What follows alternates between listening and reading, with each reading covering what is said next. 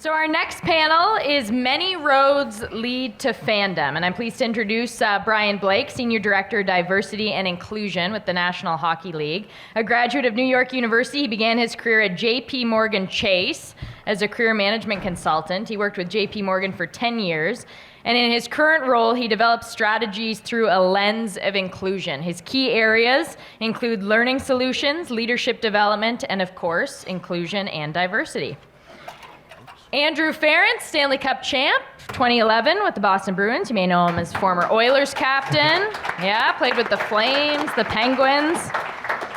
So he's here, yes, as a former player, but he's also the Director of Social Impact and NHL Alumni National Hockey League.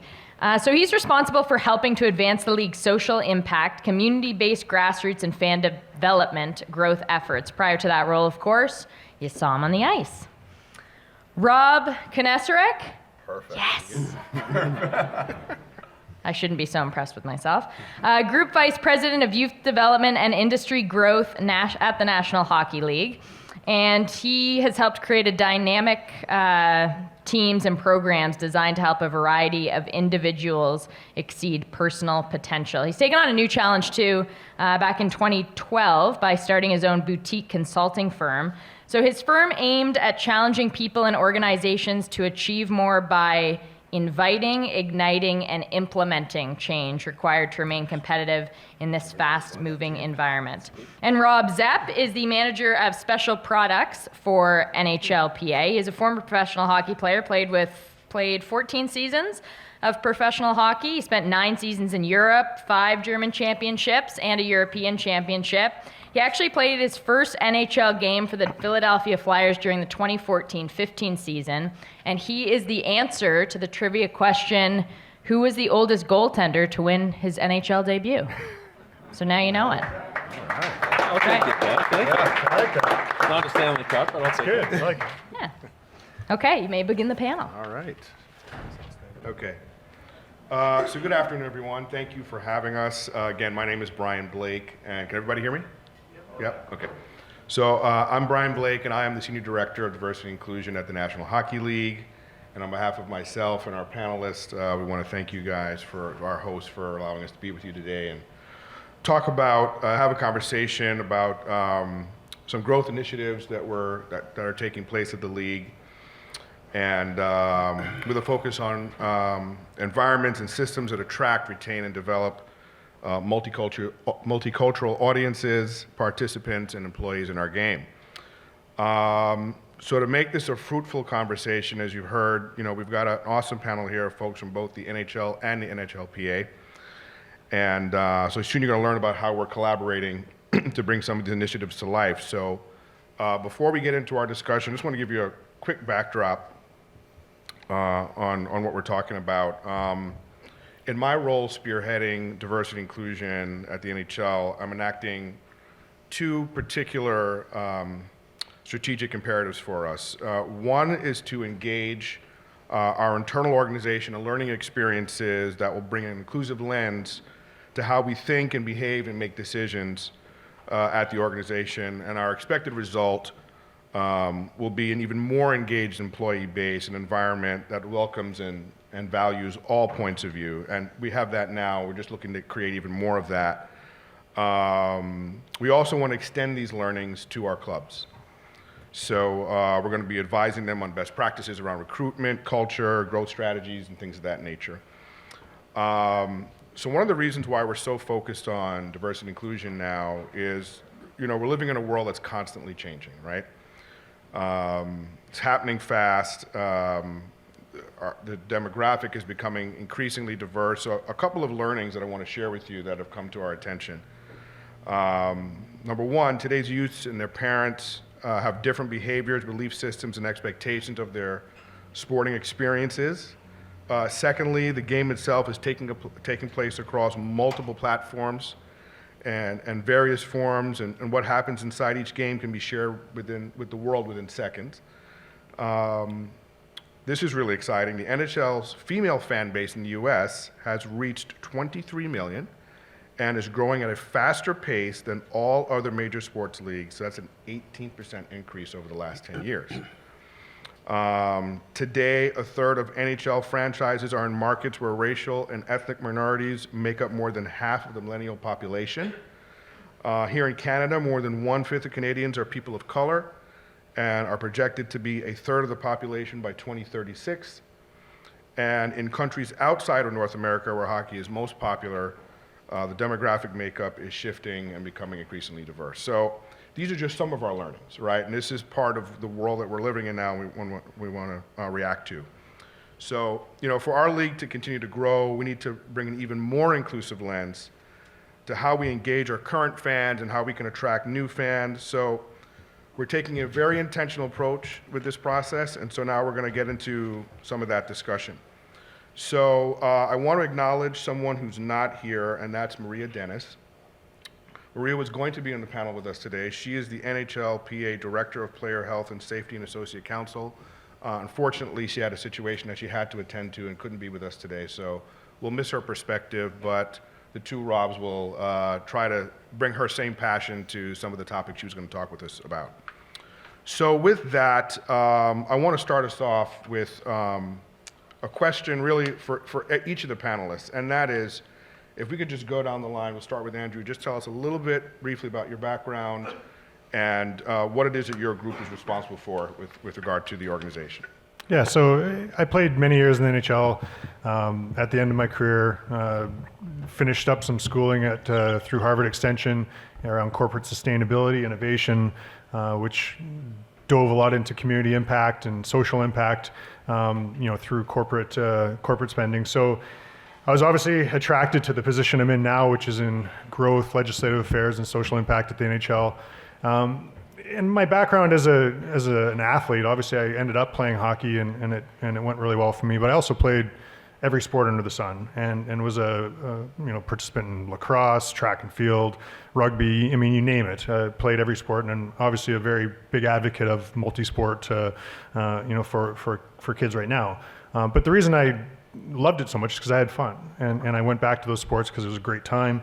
I had good coaching, learned a lot, had many good friends, and so now I'm in a position where I'm at a league with a tremendously big voice here. If I'm in Ottawa talking to the government, if I'm talking to clubs that can actually enact programming, if we're sitting around a boardroom together, thinking about growth strategies, I'm now in a position where we can influence and we can also nudge, big partners and entire change in the landscape of how kids are experiencing sport. Because right now, I think we all have taken a deep look at our sport in particular and seen, some issues at the youth level around retention, around fun, around appropriate programming, and around the inclusivity of everybody. And so it's a wonderful job. It's tremendous for me to work with people that are all passionate about this, and we'll dive into, I think, some of the more specifics here coming up. Okay, great. We're happy to have Same you. question. Thank you. Thanks for being here. Thank you for allowing me to be here. Toronto born and raised. I grew up in Flemington Park. A different lens to hockey. My parents are both immigrants, one Croatian, one Jamaican. I grew up in Jamaica till I was 9.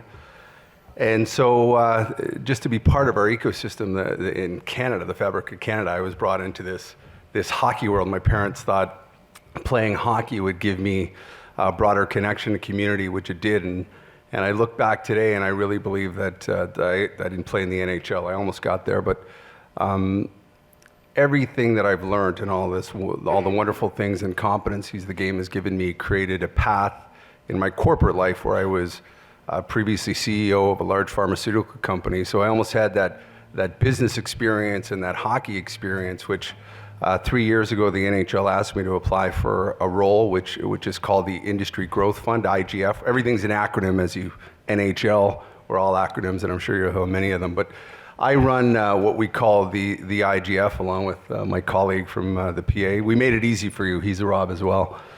And it's really, in a nutshell, we're really trying to connect. We're really trying to get people either playing, watching, or supporting. We really know that our game, we know kids having sticks in hands, having an opportunity to try our game, whether it be on or off the ice, is vital to the future of our game. And I think we'll get into this a little deeper in a second. But we also have a ton of volunteers who make our game run through and through every day and make our game what it is today. So I'm not just about producing hockey players that might make it to the NHL. I'm trying to create an experience so we can build great citizens. We can get more people helping support young kids, and we can get parents involved and maybe correct the ways forward and making our game more inclusive and inviting. So that's kind of my role at the NHL. It's exciting. I get to work with Rob quite often, which sometimes is exciting. But yeah, we have a lot of problems to solve, and one of them is, how do you engage a new audience? Our game looks very white and male-oriented, and how do you engage a broader audience? And what do we do? How do we make sure we speak language, be culturally aware and culturally competent to connect a vast audience to make sure our game is prosperous in the future? So after a lengthy playing career, and which culminated in being the answer to a trivia question, I appreciate you digging that up. I've been with the PA for the past 4 years, and it was interesting. I actually, by chance, ran into an old minor hockey coach just before we came up here, and he's leading a sports marketing program here at Humber College, and it brings me back to kind of my path, not only my playing path, but I pursued my education while I was playing in hopes that I could stay involved in the sport and the industry that I'm so passionate about. So I was able to complete my MBA while I was on my path and my journey to the National Hockey League. So his message and the students he brought here today really resonated with me, and we share that connection, so I thought that was pretty cool. The reason I'm up here today is Rob's mentioned the IGF, the Industry Growth Fund.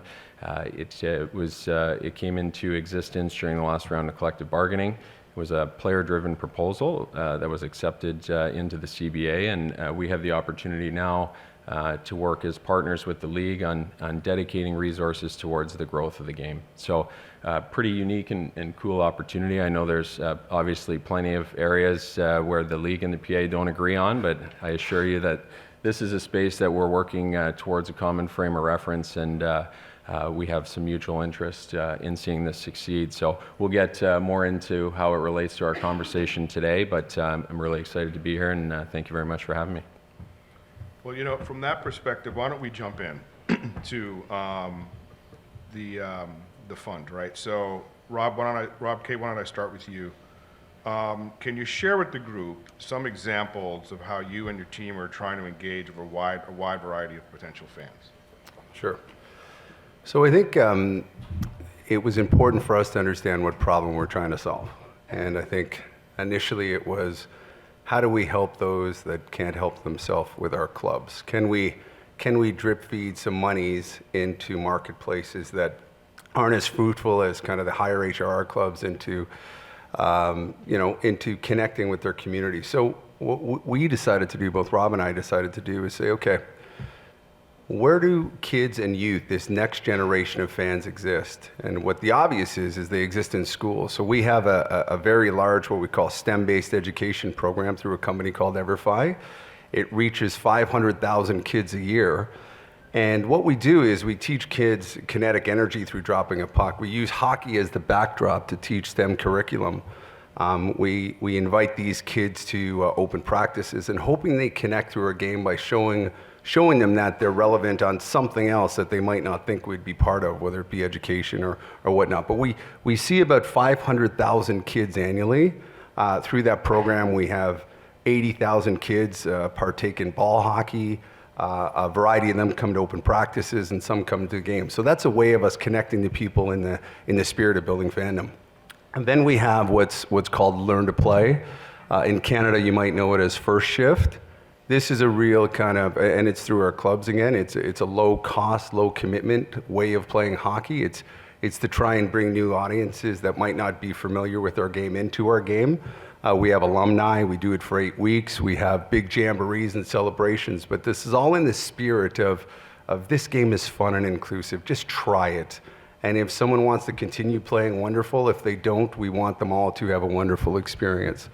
And then finally, we reserve some of our funding for seed capital, so clubs can apply for capital within their market to try and grow and connect with youth markets and adult markets. So we've seen adult learn to plays, we've seen some technology, virtual technology. So it's seeding capital in marketplaces that might not otherwise have that capital. So that's kind of an IGF nutshell. Okay. So you know what? Let's go to Rob Zepp and let's hear you talk about the role that the NHLPA plays within this industry growth fund. Yeah, so I'm the NHLPA's representative on the Industry Growth Fund, and I work alongside Rob Kay and members of his internal team. And really, where I mentioned earlier, we're partners in the fund, and we're jointly responsible for providing the strategic direction and deployment of these resources across these programs that Rob mentioned, but also we have a responsibility to try to be thought leaders in the space as well, and how we can tailor this programming to reach and appeal to broader audiences, to create that broader funnel to allow more people to experience our game. So I would say we're strategic partners. We work together day to day on the implementation, and these things are profoundly important. I think to all of us, but obviously from the player's perspective, I think there's a responsibility involved in making some of these investments. One, to give back to the game that's provided us with so much, but also to provide opportunities for us to play and connect to kids. And Rob spoke to the values and virtues that the game provides. I think this provides us a really great platform to reach more communities and families. And then I think it goes without saying that we obviously have a mutual interest in growing the business and the economics of the game as well. The players and the owners share in revenues, and as the game grows, obviously not only do both of our associations' constituents benefit, but the entire hockey ecosystem benefits as well. So equipment manufacturers, people related to the technology that in the game, the governing bodies, all the way down to local minor hockey associations. So I think we're all better. The whole ecosystem's stronger. If we can grow this thing. Just can I add just quickly? Sure. I'm getting the prompt there. Just to understand the relativity of the IGF, it's the largest investment in youth hockey of all the major sports, all the big four. So we spend today at about $85 million on programming. We spend another $10 to $12 million on our Learn to Play program.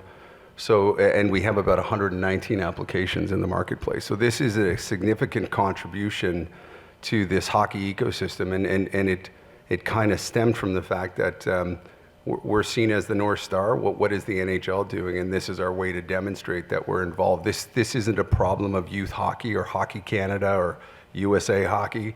This is everyone's problem to try and increase participation and to kick the new fandom. So it's a significant investment. But no bricks and mortar yet. There are bricks and mortar. Arenas. How many Yeah. are built? So far we've built, we just finished one in Anaheim.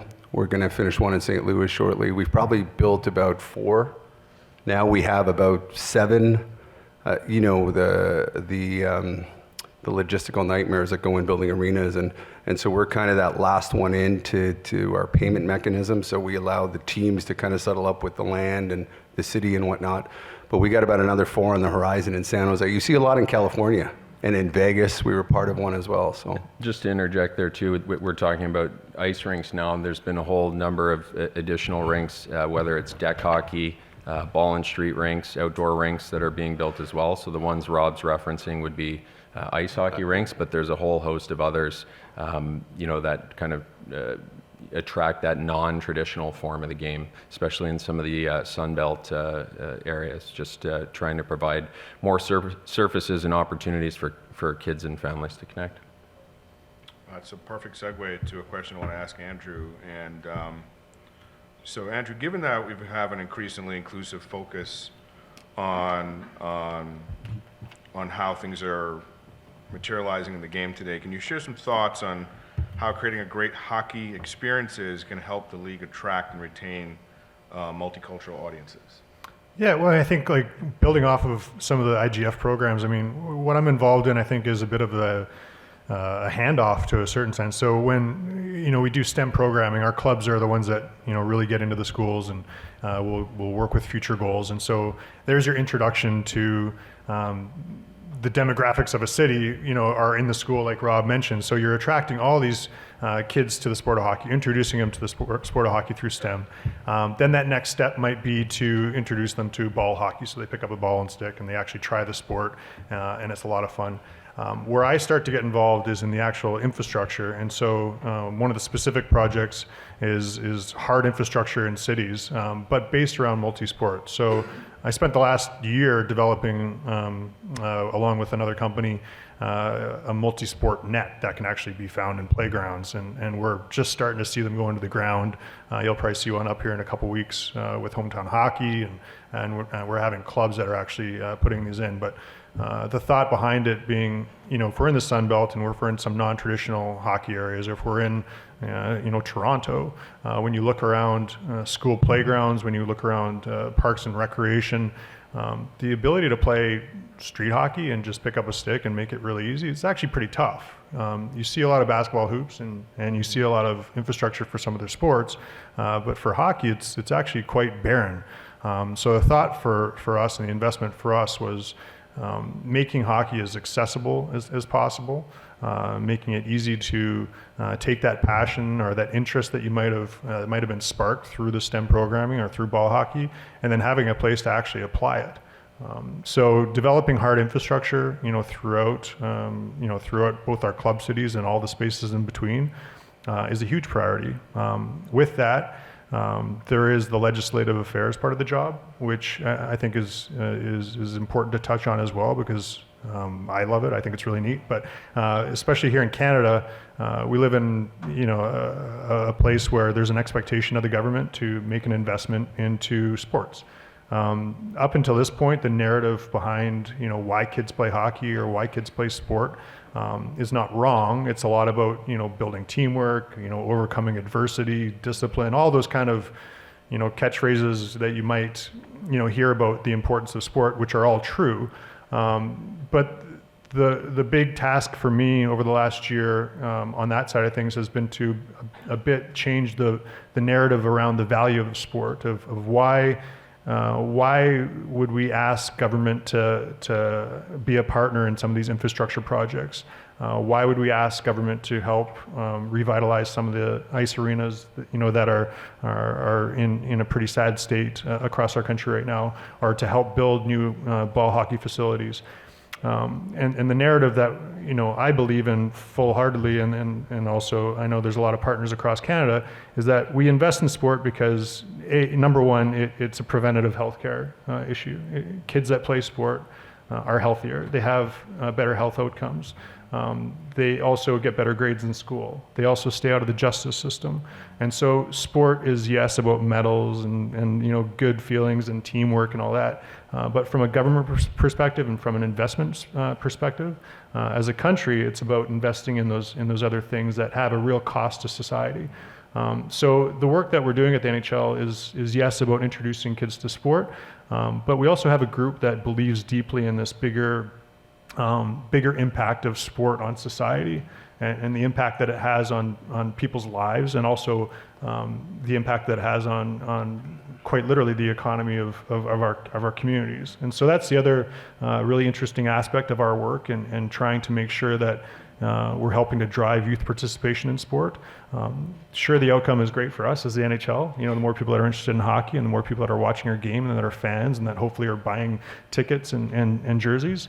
But the outcomes are much greater for us as a society, is to making sure that we're not losing a generation that's doesn't have access or can't go out and freely play our sport, or having a generation that goes and tries our sport and has a negative experience. Whether it is through not feeling included, or feeling that there's racism in a hockey arena. Well, they're not going to come back to that sport. They're going to exit our sport. So the issue around accessibility, the issue around feeling welcome, it's important from a business standpoint, but it's also incredibly important from a societal viewpoint as well. Excellent. I want to shift gears a little bit and talk about the joint NHLPA Female Hockey Advisory Committee. So I was hoping the two Robs can tell us a little bit about what their mandate is and what they're trying to accomplish. Why don't we start with Rob Zepp? Sure. And this obviously was the space that Maria was here, would have been here to speak about today, and obviously she's tremendously honored, and I think our organization, both organizations, are honored to have such buy-in within this joint committee. But really the committee was formed out of some conversations that we had within the IGF space. It's going on about 18 to 24 months ago. And really one of our strategic priorities was accelerating the growth of the girls and women's game. And, you know, we know the youth hockey landscape, but we don't profess to be experts in anything. And we thought, well, what better way to help influence some of our decisions than to assemble a panel of experts that can help provide us with some recommendations and steer some of our future investment towards the female game. So the committee was born really out of that, and the committee is there to do just that, provide us with some recommendations for when we look to deploy funding in the area of accelerating the growth of the girls and women's game, provide us with some direction. So there's 11 members. Obviously the chairperson is Maria Dennis, but we have quite a diverse membership, members of former Canadian Olympic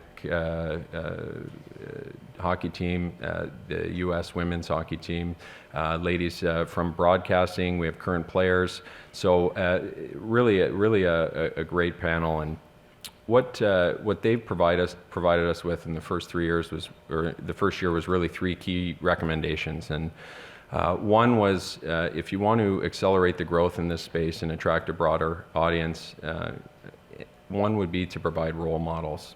If you can see it, you can be it, type mentality. So through the IGF, we've created a female hockey ambassador program where we've made resources available to clubs to hire ambassadors as role models to run and implement programming, to be there and connect with the female community, really to provide role models really at the end of the day to girls that are engaging in their programs. The second recommendation would be to provide more opportunities for girls and women to play, not necessarily in a co-ed space, but in a girls-only space. And over this past year, I think prior to this, I think you could count on one hand maybe the number of clubs that had girls and women's only programs, and I think now we're over 20 clubs have started these with engaging the female ambassadors as well. And the third recommendation was really to provide resources and intentional efforts and expertise in the marketing of these programs and initiatives towards the female customer base. I think 40% of the NHL's customer base is female, and how can clubs be a little more intentional in the marketing and structuring of their programs towards this audience. So the recommendation was to produce a toolkit, and through some diligent work on the NHL and the PA side, a toolkit has recently been produced and disseminated to all 31 clubs with some help from some external expertise and advice. So it's really been well received and a great resource thus far towards to growing that segment of the population. And this really, if you could take something away, this is about diversity of thought. We have to think differently. What got us to today is not going to get us to tomorrow.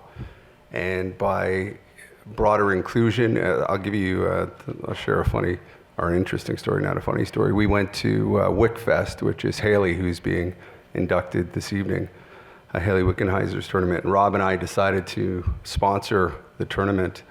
And they have a big jamboree. I've been at 1,000 hockey tournaments. I've never seen one like this. And Andrew actually introduced me to Haley to partake in this tournament. And so they had this big dance at the rink, and the Prime Minister showed up, and I think we had name tags on, and a few young ladies came up to us and said, like, why would the NHL and the NHLPA want to be here for young girls? And I just was shocked. I just said, because you're part of our community and our family. That's why 40%, our audience is represented by 40% of females. So why wouldn't we want to be here and supporting you? And that kind of built on the strength of, if we don't open our mind, we are very traditional. We talk in tradition, we talk original six, and very important. But unless we open our mind to broader thinking and looking at our game differently and looking who we accept and how we invite people, our cultural competencies, we are going to be left behind. And if you can take something away, we need to think non-traditional hockey in order to grow our game. Awesome. So here's a question for all three of you, and we can start with Andrew. In light of what we've been talking about to this point, what do you think are some of the biggest opportunities hockey's going to face in the future? Well, I mean, there's nothing but opportunity, because if you look at the demographics of who's playing our game, who's watching our game, who's in the arenas, they don't match the demographics of our cities. And to me, that says that you're not reaching a massive, part of your population. So I think that, through, the leadership of our boss, Kim Davis, who has been exceptional. She's been with the league for the last 2 years. There's a lot of intentionality around, the programming that our clubs are putting out there. Whether it is engaging with kids in Learn to Play, or adults in Learn to Play, or in the schools, or even the broadcast and things that are being discussed at the executive level now.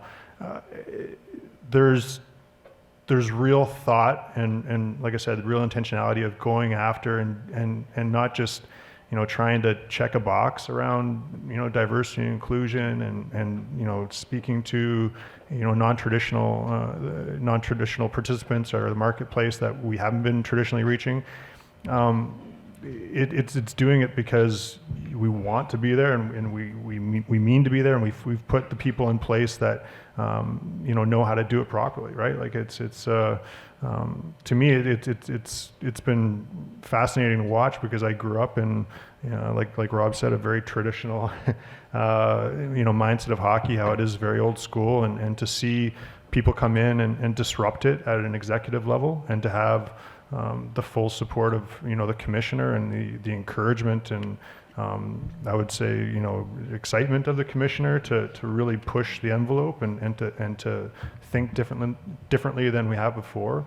To me, that's nothing but opportunity, and I think that we'll see big changes, hopefully. I think in the participation levels of our game, having different people being introduced to our game and feeling like they're welcome and feeling like they're having a good time and that the programming is really for them will pay off in the decades to come. We're one of the few groups within the NHL that gets to look at that 10-20 year horizon. Right. And say, like, where are we going? Most of the stuff is ticket sales, events, marketing, everything's like here and now. Our group gets to kind of sit back, take 10 steps back and say, like, where are we going? Where are we going to be in 10, 20 years? And so the level of thought and the level of I think engagement with certain communities has been nothing but impressive to me. And I said, through good leadership, I think we have nothing but a chance to grow. Awesome. Rob? I think we share, I think you said it for both of us. I use the kind of the litmus test of, I have season tickets to the Raptors, and that the price of the ticket was very similar to that of a Leaf game, and yet the audience was very, very different, and it seemed to represent Toronto and the Toronto that I grew up in and still live in now.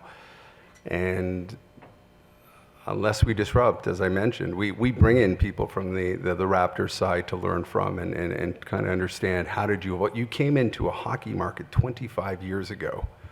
And I don't know if anyone thought they would have the success, even connecting to community. And I don't know if they had to work harder, but for all the hockey people in here that think it's in our fabric, we hear this all the time. We had Kyle Dubas speak at a summit over the weekend with the GTHL. It's not in our fabric. We have to work at this game, and we have to make sure we're connecting to people. And those days of just having to show up and opening a rink door and the kids will be waiting there is changing. Down in my neighborhood, I see everyone with a basketball, shooting hoops, shooting threes, and we got to get back there. So I think if we don't address kind of our new audience, how we're connecting to new environments, how we're connecting to new Canadians, again, I think it's all opportunity. I think we're doing great work, but it's everyone's problem. It's all our problem in this room and anyone that's involved in hockey. I get to go third now. I have to come up with some opportunities. Now, then these will tie into what Say ours are good, that's fine. They're good. They're good. Now, this will tie into what you guys just said, but I think we have the opportunity as a sport and a business to be very intentional in our efforts to ingrain hockey as part of culture. I don't think hockey is really seen as part of pop culture. I think I think we all know it's very much a niche sport, especially outside of Canada. And so if I look at opportunities, it's to connect to these communities, connect to, in the age of influencers and millennials and Gen Zs, I think we have a huge opportunity to ingrain it in the fabric of pop culture. And further to that, I think we also have an opportunity to provide more opportunities to engage these audiences outside of our traditional platform of being on the ice. I think we have the opportunity to engage them and meet them where they are, and maybe a responsibility to provide opportunities for them to connect and stay connected wherever they want to be on that kind of pathway. So whether that's ball and street hockey, that's in-school programming, that's learning about careers related to the sport, a learn to skate program, or even e-gaming. I think we have the opportunity to provide these platforms to engage broader audiences and increase that swell of fandom. All right, awesome. Well, we've got a few minutes, so if we'll take some questions from the audience, if there are any.